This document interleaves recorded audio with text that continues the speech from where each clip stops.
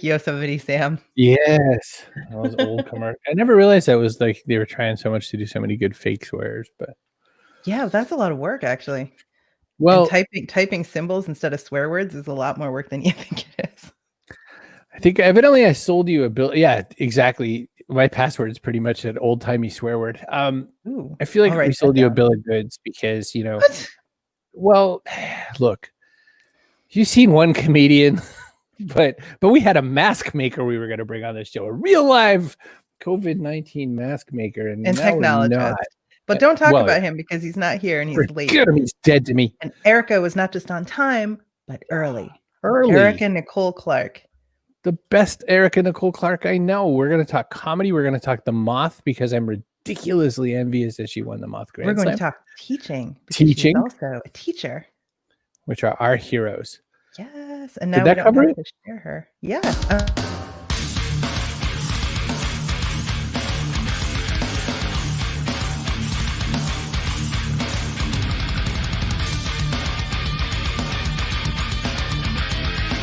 Backpack Show. Comedian Gary Gulman makes the thing about why aren't there cookies for dessert at any restaurants? Like we all like cookies. How come we can't get a cookie? One of the things he says, don't talk to me about fortune cookies. They're both do it. And go ahead. One bit of feedback we got from one guest we had on the show, Alex Neville, was like, oh, the crafts table is just what I had in my kitchen. But apart from that, great experience. It's the worst. Alex, you're not actually eating a fortune cookie. You're not. I mean, a fortune cookie. You're not supposed to know those. No. You eat fortune. I'm asking Erica. I bet she eats fortune cookies. I know. Although she probably says it better than I do because I say fortune, which doesn't even mean anything. Listen, I don't know where you picked that up. That's amazing. Here's my fortune, and I think that my fortune cookie company needs to get out and date. It says a kiss can beautify souls, hearts, and thoughts. The what? No. A kiss. No. So a kiss could beautify hearts, souls, and thoughts. Okay. But not the person, because if you kiss an ugly person, they're just as ugly as when you started. Yeah. Well, you know who's beautiful? Erica Nicole Clark. Hi. Good morning. What an intro. My God. That's a terrible intro. I don't want anyone to know who you are. I just want to keep you all to myself. Do you eat fortune cookies, Erica? You don't eat fortune cookies, do you? Nobody does. I do. I don't know. Sometimes. Part of the meal. But they look super sketchy. They're the same ones that have been around over and over again. When they catch it back off the table, they just put them back in the bag. That's like the Jolly Ranchers that line the bottom of every candy bowl because the chocolate's all gone and they just sort of like congeal down there. That's what I feel like fortune cookies are. They throw them in a big plastic container and that's it. They just kind of congeal down there. Erica, you are teaching. You are comedianing, but not as much because nobody's anything right now. Right. And you did storytelling. Yes. Which one are you when your eyes are closed and you're singing a Disney song or something? Which one are you when you're your full Erica Nicole Clark princessness? Oh shit. I think teacher. I like that. Overall. Cause I don't know. It's just standing up and teaching. I don't know why. Like it's all like the same thing to me. Well, you use humor to teach, you think? Yeah, like I try to always make my students laugh. I think people receive information easier if they're laughing, if that makes sense. Well, I think that was a very popular thing back in Britain. I seem to remember there was a woman who said a spoonful of sugar helps the medicine go down. Right. Yeah. Right. So she didn't eat fortune cookies. Surveys had said in the most delightful way, by the way. Just to finish that thought. Erica, you everybody's first bunch of stand-ups are stupid, so people ask that question. What were your first times? You were shitty, but what was the first time you were like, oh, I actually could do this? Like what made you think, I'm actually funny, not my friends think I'm funny? Oh fuck. Sorry. I'm sorry, I didn't mean to swear. Now my mom's gonna be mad. That's a good question. I would say because I sucked.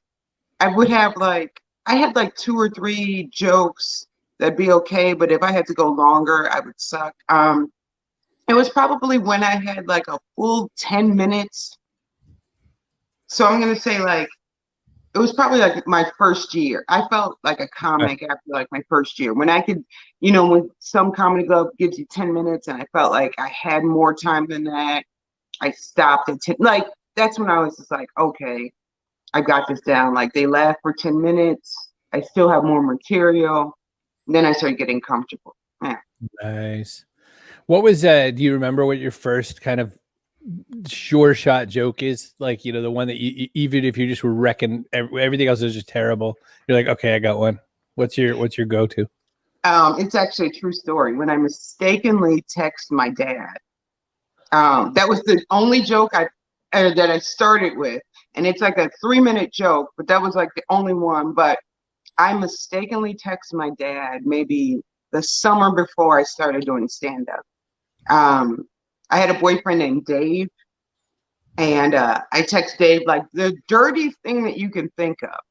And I didn't text Dave, I text Dad. And my dad called back. So I feel like you have to tell people your dad is Mr. T for them to fully appreciate the story. Yes. So it was the worst thing ever. And his response was like the worst thing ever. Because he was like, "Do you need money? What's going on?" Like he thought I was like selling myself. Like I was prostituting terrible way. And so I was like, "Damn it." Yeah. So that was like the first joke that I had that was like that made everybody laugh. But right, I didn't have any material after that. So it was like I had to learn how to like tell other stuff or so. Or kind of spot those things in your own life that would be funny to other people and not just you. Carol came back from vacation because she heard that you were unmissable. So here you are. Oh, thank you, Carol. There are fish not being caught, wine not being drunk. Well, you could theoretically drink wine whilst watching. I'm just going to point that fish, out. I don't know. Somebody told me that you can fit a whole bottle of wine, and I'm not doing it right now, but in a Trentus Starbucks cup. They said you can fit a whole bottle of wine in there. Oh. And they were like, "Why would you ever do that?" I'm like, it's just good information to have. Right. I think it would have to be that Boone's apple wine or something else classy that could pass for like an actual drink. I could make it work if I had to, like at the PTA meeting or something like that. Right. I totally could. But what other careers did you consider? You're a teacher also. Yeah. So are you like the funniest teacher ever, or are you the most educational comedian ever, or are you both? I would probably say the funniest teacher. I don't know. It's like I work with like a lot of older white women. So I'm like the youngest and I'm not young, but like I'm the youngest teacher out of them. I'm the blackest, it's like funny. I think What? that the old white women aren't funny. Come on. I think the students gravitate towards me. I would say the funniest teacher. I'm definitely not the most educational comedian. There's a lot of comics who are teachers or who even substitute teach, especially in Chicago. So it's like, I don't get super educational. I can go for a dirty joke. Yeah, I'm not like, you don't have like lessons and stuff. No lessons when you're watching me. There are lessons. I learned that I had to step up my dating game because of the time that you spent some time in a lesbian bar. Yes. That was when I knew, because I was laughing pretty hard watching this YouTube. And I hate, I always listen to comics talk about the things they hate. One of the things they really hate is like audience shots, because it's like, no, really, they're really laughing. People weren't laughing when you told that story. People were crying laughing. It was like Apollo Theater stuff. It was crazy. It's a beautiful feeling when you get that. I mean, obviously, but do you chase that, or how does that work? What is your relationship with praise? That's what you want. That's why like the Zoom shows, like that's really hard to like. There's nothing like having a crowd of people laughing at something, like like sometimes you do shows and people laugh and it's great and you get off stage, but then sometimes you feel like, oh, there's a connection. Like I can say anything and these people will laugh, So there's like a couple shows. The night with Dave Chappelle was like one of those nights where I just felt like, oh man, like they're really feeling anything that I say. Like I was the only girl on the show. Like, so I like to be put in that position. So I like to be like the only something on the show. Like even if it's just like the only teacher or the only Black person on the show, but The only funny one. That will do. No. Yeah. So if you're Something just joining, that was our first name drop, Dave Chappelle, if you missed it. Yeah. We're talking with comedian Erica Nicole Clark on the Backpack Show. Yeah. We by the way, like I had noticed that on the Facebook, you had these pics up with you and Eric Andre and Hannibal Buress, and people, it's so easy to think that people like you all just chum around like any comic anyone's ever seen. It's obviously not that way. But besides Chappelle, which has to be pretty much kind of a Mount Rushmore kind of thing, besides that, who have you bumped into, or who do you still get giddy when you see them, even if you wouldn't tell them to their face? I'm trying to think. Like I met Eddie Murphy, but I was like 9. I was like 9 years old. But like I used to want to be a comedian even back then. So Eddie was like in my world, it's Roseanne was like my favorite, but Eddie was like they were just the same. They were equal to me. But like so meeting Eddie, I didn't even speak. I didn't say a word. Like I have a picture with him. I didn't say a word, and my arms are down by my side. But like of now, like who do I get giddy around? I'm trying to think. I'm trying to think. I don't know. Dave was kind of like the top to me. I couldn't. Yeah, I was so nervous to talk to him. And go ahead. The other way around, it's got to be that there's people that you can't possibly feel in awe of. Like Hannibal Buress seems like he's just such a normal dude all the time. Is. And he's very quiet. He's very shy. So it's yeah, he's exactly who he is on stage. He's very friendly. He's probably the best headliner I've ever worked with or toured with or anything like that. So is backstage at a comedy show like more fun than other kinds of shows, or is everyone like super serious because you got to be funny all the time out there? No. No, people are very funny and very like once they've like, well, I'll say after the show, lots of fun. I get a lot of groupies. I don't get groupies, but what? The guys, Stop it. I always get some weird, like people always tell me stories about like meeting my dad, and I understand it. I just don't know what to say. Like, you know what I mean? Like, people are like, oh, I met your dad at Baskin Robbins, and I'm like, oh, okay. There he was. I don't know what to say.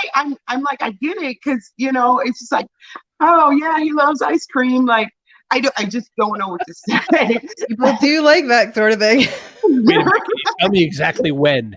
I feel like women in general, though, don't get the same kinds of groupies guys do. Like they get a bunch of chicks that want to like bang it out. We don't. We get weird that are like fixated and want to marry you. Right. Yeah.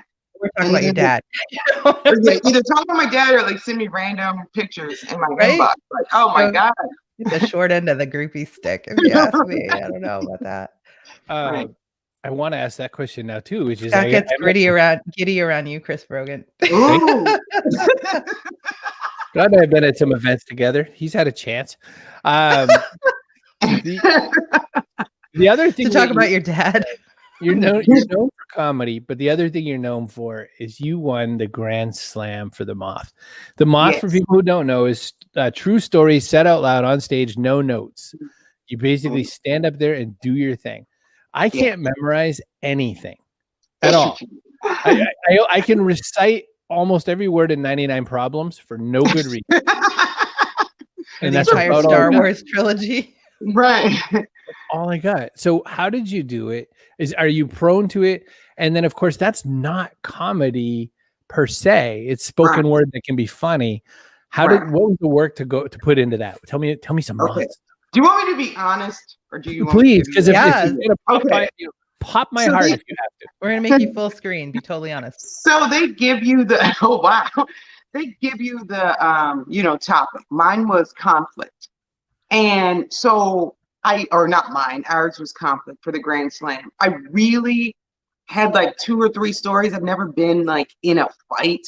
So I was thinking of conflict and I was thinking of stuff. And then my mother said, why don't you tell the story about like when I beat up your teacher? So I was like, oh shit, that's it. Yeah. So I told the story of my mother beating up my math teacher, and I won the Grand Slam. And she won Mom of the Year. Yes, my mom physically, I mean, not like beat up, but you know, just choked out a little, just a little. Man, things in Chicago are not like they were on Cape Cod. I'm thinking about, you don't know shit about Pythagoras.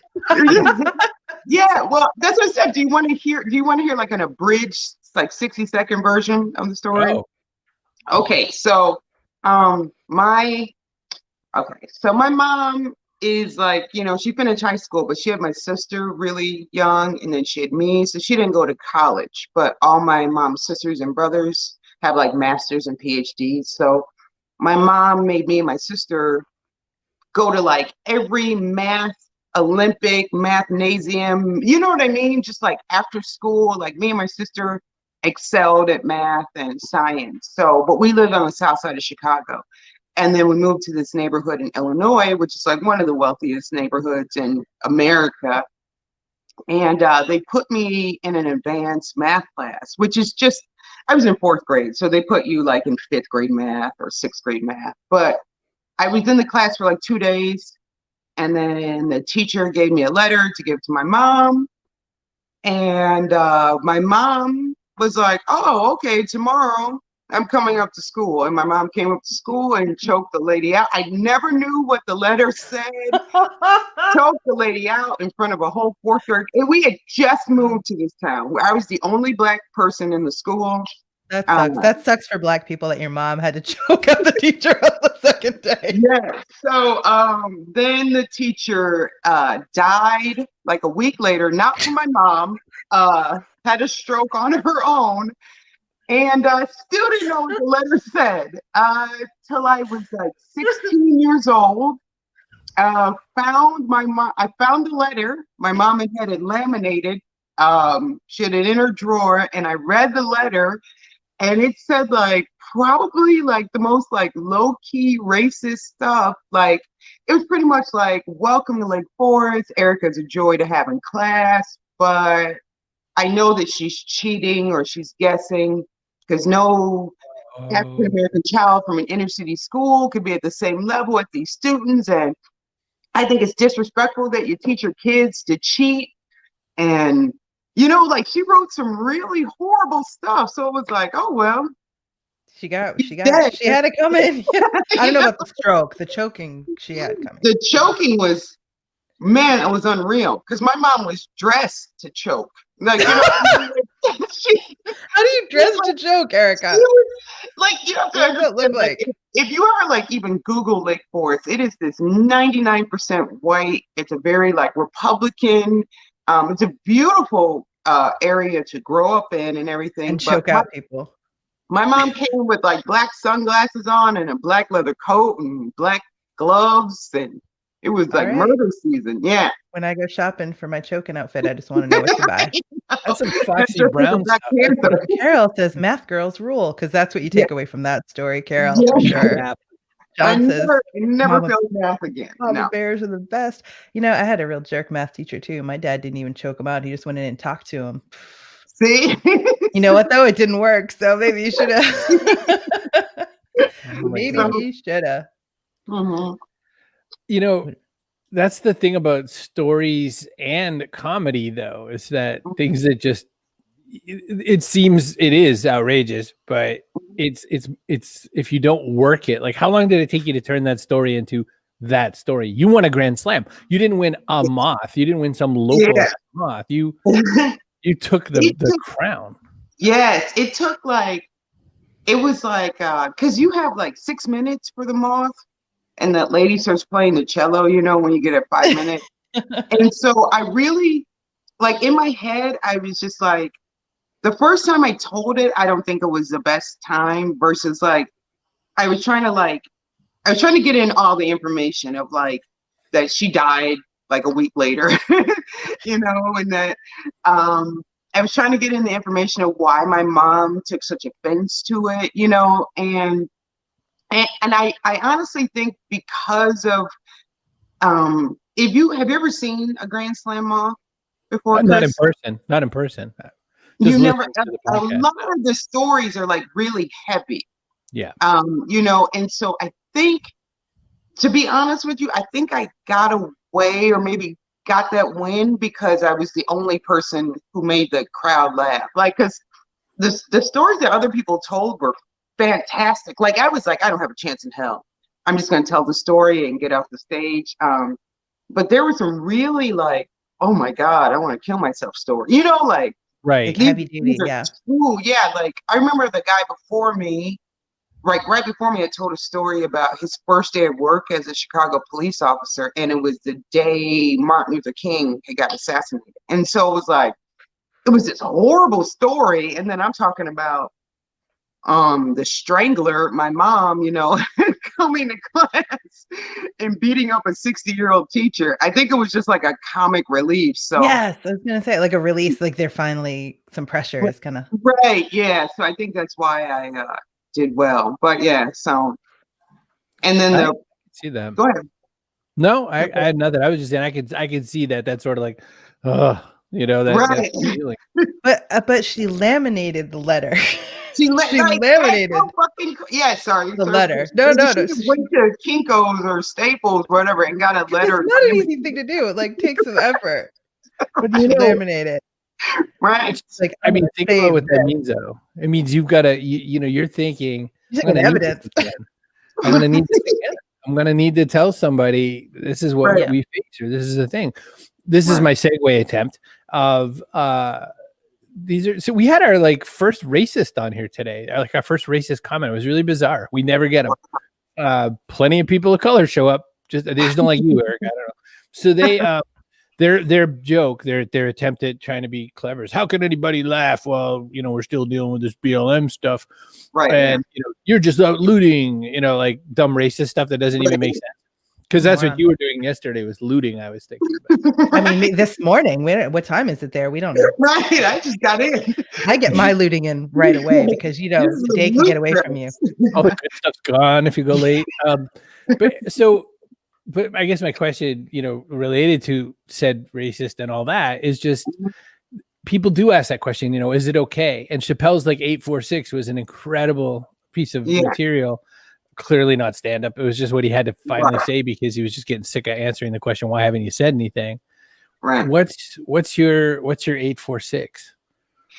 I don't, you know, like I was thinking about that because I did my first stand up maybe 2 weeks ago. And it was like something had happened 2 weeks ago, like the night before. I forgot what happened, but I was just like, man, I don't know if I want to like address it on stage or if I just want to like have fun. So like I chose to just have fun.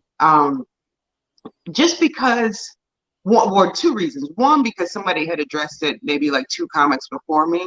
Mm-hmm. And then like also too, it's because like I don't know how to explain it. Have you ever heard of the term clapter? It's like when people aren't really telling jokes, they're just like, oh yes.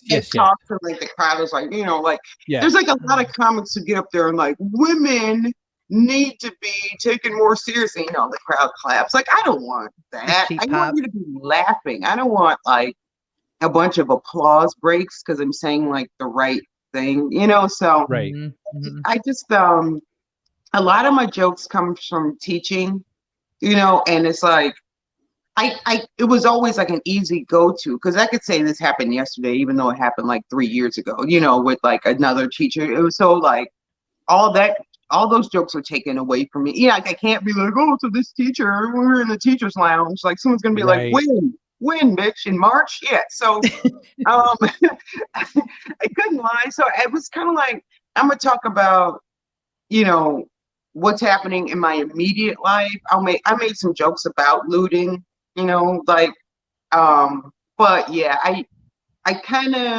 want people to like forget about stuff for a minute, you know, or 10 minutes if that's Sure. possible. Yeah, or to see some humor in it a little bit. Well, last week we had a couple of women on from this organization called Clowns Without Borders, and it is exactly what you think it is. But communities that are going through stuff, I know, right? Will be like, you know what, we need some clowns because, like, man, everything is really depressing. So they'll bring them into like battered women's shelters. They'll bring them into Right. areas affected by disaster, and they're saying the same thing. It's not like they just roll into town like after an earthquake and go, "Hey, everybody, the community is ready," and they're like, the community needs laughter, Right. I guess. Sorry, 8,000 people died. Huh? Yeah, right. That's a bummer. Right. But at some Doesn't work. point, you really do need laughter back Right. to make life worth living. Right. Yeah. So Can't be heavy all the time. All right, I have to Right. do a couple quick things that are official. We're sponsored. We actually have a sponsor. Someone gave us money. They're probably That's not dope. into it. cbrogan.me/StreamYard. You can make your own show. It would be nearly as good as this one. You wouldn't get guests like Erica Nicole Clark as we No. did, but you could think about it in your back. You could fantasize if I could only get a guest like Erica, but you can't. cbrogan.me/StreamYard. I also got to do stop it. I also got to do person of the day. You stupid. All right, I got a person of the day. I had one. Oh, I was gonna do Chloe because Chloe's not feeling so well, so she came anyway. So that's great. And she'd asked a great question. Is it weird when fans want to become friends, even in a non-creepy context? See, I don't think there is a non-creepy context if they're like, Yeah, hey, it's we could be friends. it's like I don't mind it. It's weird. Even though I do stand up, I think I'm a little bit shyer than people think. And it's like, so when people inbox me, I'm always like, oh, thank you, or like that's cool, or they ask for the next show, and then I say, yeah, but then if they show up, then I'm like, oh, I have to talk to this person. And like I don't know, it's just like, or people are like, oh, you want to go out and grab dinner, or like gotten coffee, and so it just makes me want to like rip my face off. Like I really love fans, but I get like kind of like, please leave me alone. Like I've gotten a lot of inboxes from the Comedy Central thing, and it's like I respond to everybody, but I'm just like, oh, I don't know, it makes me feel uncomfortable sometimes. That's some tricky stuff. can Thank you for imagine. saying Bob your opinion. Bob says, start your day right and loot before coffee. I agree. Then I won't have the energy. Yeah, you need energy for your looting. You can loot like kind of leisurely, like, I think. You don't get the best stuff that way, but you can get in and out pretty quickly. Chris's dad says clowns without borders or barriers. Either, but it's clowns without borders. Yeah. And Bob says humor heals and great comedy enlightens. That is truth. That is true. Do you do more looting after breakfast or more loot? I'm trying to schedule my day, Right. stuff. I want to know when they restock. There's a lot of stuff, a lot of information I need. Our person of the day says, thank you. This is such a good show. Thank you, person of the day. Chloe. Chloe's the one who made us aware of Scotland's comedian Janie Godley, who came on a few weeks back, and we hadn't seen her stuff before. It's some funny stuff. You gotta check it out. My dream is to perform overseas. Set your sights on the Edinburgh Fringe Festival when that comes back on. The Edinburgh Fringe is legendary, and really? They're sort of like the really gruff half of the Apollo experience without the nice half, and truly worth seeing. It could sound bad, but it's actually amazing. They're great people. But their version of their tough love is like the toughest love on the earth.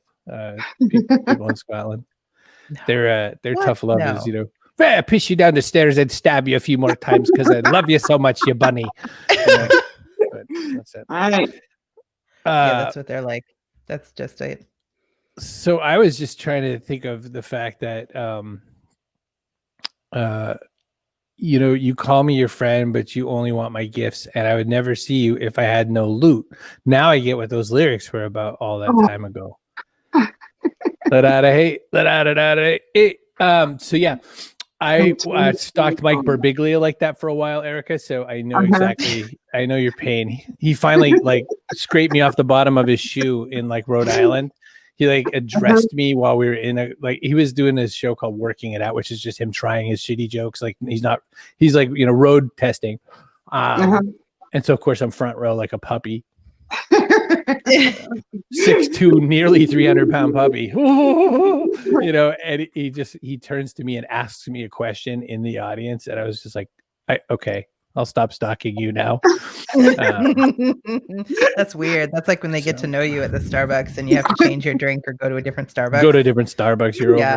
over. Oh, by the way, like Central Maine, I won't say where, a certain person who's maybe in a school administrator's office can confirm that you can hide an entire bottle of wine in a Starbucks Trenta cup.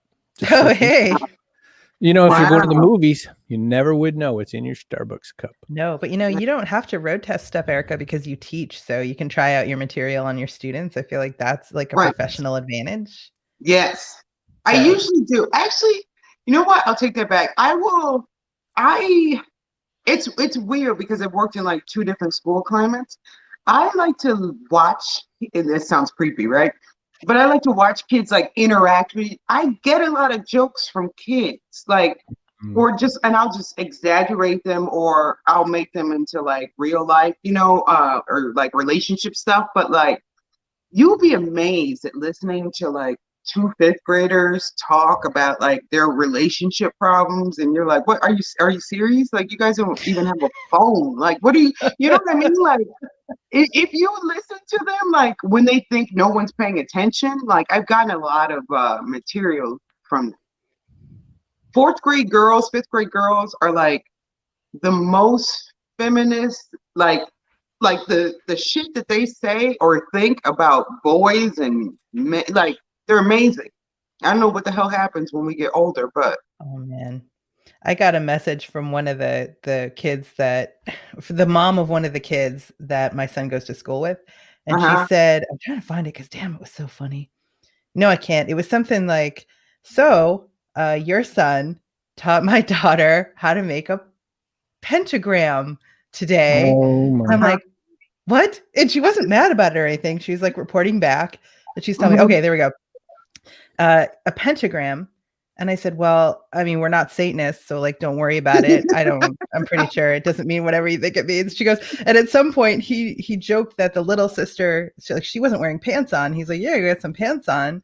So apparently they had like a whole situation, and she was texting me and said, so there was a pentagram made of pants on the floor, and the laptop with my son on it was in the middle. Oh my God. And they said they were sacrificing my kid. Oh my God. And I said, okay. But this is the part that drove it home for me. So the girl that's my son's age said, he's teaching a 9-year-old about pentagrams. That's why I love that man. Oh. That's why I love that man? That's my kid. No, that's why I love that man. That man. And I was like, what? Like, that's why I love it. I said, okay, I'll get the invitations engraved today. This is a strange adventure. This is the kind of stuff we deal with on lockdown, Erica. Yes, I believe that kind of weird next level every day of your life. I remember I have a letter. I don't know where it is, but a 4th grade girl. No, not 4th grade, 3rd grade girl. When I was working in 3rd grade, she had sent it. You know, I was giving him a test, and I saw her sneak and give the letter to the boy, and I saw him writing something on the letter, so I took it, you know, and then I saw that she had written, do you want to be my boyfriend? Because I've got a lot of boys who want to be with me, so circle yes or no. And he wrote yes with an exclamation. I was like, wow, like she just said, hey, do you want this? Because there's a lot of people that want this. So you're gonna wait forever. Totally. I'm giving you a shot now. Bob says you're performing for people overseas right now because Chloe is overseas and she's loving it. She's loving it. Scotland. Where's Chloe from? And John says, yeah. John says, is that a pentagram? No, it's a pentium. You know, I felt like I could ask if it was pentacle or pentagram, but I'm like, does it matter? Really. Stalagmite story. Is that going to make it more normal that they're making one out of pants? Probably not. So I let that one go. Erica, man. I don't think there's a real answer to this besides, you know, you're doing teaching, and I'm sure you're writing a bit, or maybe a bit less, who knows. What's your Are you even throwing any makeup dates out there right now, or are you just still kind of? What's your plan? What's your entertainment plan? I guess. So like Chicago is like slowly reopening shows, but they have a lot of rules in place. It's like social distancing, like they're like at 25% capacity, you have different mics. And so I've done 3. I did 1 outside show and then like 2. And I've not been that nervous since I started doing stand-up. I was really nervous because like I said, a lot of my material is about working or, just being at the job or interacting with these women who have nothing in common with. So like, it was like everything I'd written over quarantine. And then it was like some jokes were like, this sounds like it was 10 years, like stuff about Tiger King. It was like, that isn't even funny anymore. That was in March. This is like, the world has ended since then, So I had never been that nervous. And I like found myself almost doing the stuff I used to do when I was super nervous. Like I used to always like drink beforehand, but like drinking, oddly enough, it like throws off your timing. Like you miss stuff when you're like just a little bit buzzed. Like you miss like when you have the Trenta at Starbucks. Yeah. A bottle of wine hidden in it. You have a whole bottle of wine. Like even if I know my material like word for word, I'll miss like cues or I miss like tag-ons that I do. So like yeah, I had to literally like do deep breathing like exercises. Like this was last week when I performed. Wow. So yeah, it's nerve-wracking because I want to make people laugh, but in a part of you, you're like, I want to kill. I want these people to be peeing on themselves. Like, but I was kind of like I can do an hour, but the show asked me to do 10 minutes, and like just the thought of being up there for 10 minutes, like I was just like, oh, my stomach, like I want to throw up. But yeah, you get over it. Everything's so fraught right now too, for you and for them and for everybody else. John's contribution, Pentagon. Thank you. Pentagon. That's a good one. I like it. We'll take it. Erica, it was such a pleasure having you on. Thank you so much for being part of the Backpack Show. We are at a point where we have to ask you an important question. The world's gone. It's the apocalypse. That's how it is out there right now. We don't have any like solid ground to build on. And of course you're teaching, so you must think about like all the confidence and comfort instillment that you have to do as a teacher as well. What goes into your metaphorical backpack for helping people succeed in the next 5 years? What's something that's got to be part of the backpack? Oh my God. This is such a deep question. I wouldn't say like friends. My mom said, everyone needs like the 5 friends. You need someone who works in law, someone who works in law enforcement, a doctor friend, a mechanic friend, and a friend with a boat. But so a friend with a chokehold. Who's got a strangler's outfit on. But yeah, I think you need friends. I think you need a bit of money. I'm trying to think. Some patience. I'm trying to think. My backpack is low on patience. That is like the one quality I do not have at all. Like, how people like, and people say like, oh, you must be really patient working with kids with special needs. And I have all the patience for kids with special needs. I have no patience for anyone else. For anyone else. Like a woman had a walker and she put the walker like dead on my foot. And I literally thought about pushing this lady down the grocery. And I'm just like, what is wrong with me? But in class, I'm like, oh, it's okay. We're working. Like, I don't know. It's just like, I have to use all your patience in class. Yeah, it's done. Carla says you need a friend who reminds you to go outside. That's right. Carla. What's the longest you guys have like stayed in the house since this quarantine? I mean, like stayed in where you're like, I haven't gone out in like 3 days or like massive swaths of time. Very long time. I haven't driven my car once since the quarantine started. I have because I'm afraid the belts will dry out. You don't worry about these things. I don't have a mechanic friend. I missed that memo from Erica until just today. Now I'm going to be like taking auditions. I had to write a Yes, note to a you gotta mechanic. have a I'm mechanic gonna be friend. like, "Listen, mechanic, do you wanna be my friend? Because I got lots of people wanna be my friend. Yes Yes, or no? you gotta get a mechanic Check friend, this and box." a Oh, police good officer callback. friend, a lawyer friend, and a doctor friend. Yeah. Yeah, That I'm seems like doing a it. Fisher Price collection waiting to happen. And when I And think you about have the to, 'cause those are like the most expensive things. It's like my best friend, she's an anesthesiologist, so she's like my doctor friend. Uh, oh, and the accountant. My other best friend's an Oh, accountant. yeah, yeah, I yeah. do not have a mechanic friend though. Like my uncles are police officers, and then I want to go back to school for my law degree, so I will be the lawyer friend. I Carrie do. finished first in her class at law, so if you I needed did. crib note checks, you could help him with some Did Carrie. you really? Where'd you go I to did. school? Suffolk University Law School in Boston. Awesome. Yep. Oh, look at I Where used we to keep our tell I used to racism hidden, you'll have Oh so much. god, stop it. Did I you used to tell practice law? people No, I don't now. I practiced for 4 years and I got into teaching. And so now I You do did? teaching and training and all that kind of stuff. But yeah, I had You, people that were just starting law school and wanted advice. And I was like, well, I mean, people who think when you make law review, you're going to sit around and it's going to be like, look how smart we are. I'm like, that's a lot of work. Think about that. You'd be writing a lot of stuff. So yeah, there's a there's lot to it. I'll talk to you anytime. I won't like geek out in front of everybody here because it'd be boring as hell for everybody else. randomly I heard, I can't even remember what it was, like Time or whatever, but they listed law professor as one of the greatest jobs to have in America. Oh my God, you don't know what people are gonna say ever, especially We if you just teach first year. we That's what interviewed they a law claim. Yeah. professor. They say it's the best pay, most days off, yeah.